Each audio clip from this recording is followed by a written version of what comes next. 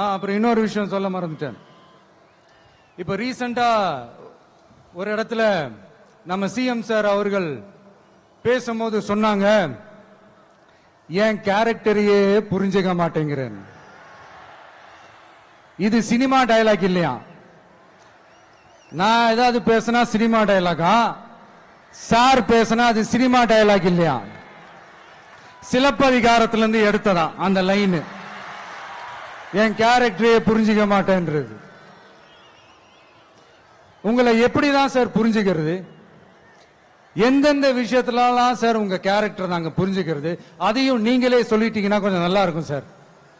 சட்டம் ஒழுங்குல நாடே சந்தி சிரிக்குது அதுலயா? பெண்கள் பாதுகாப்புல நாடே சந்தி சிரிக்குது அதுலயா? பொய் வாக்குறுதிகளா கொடுத்து ஏமாத்தி ஆட்சிக்கு வந்தீங்களே அதுலயா?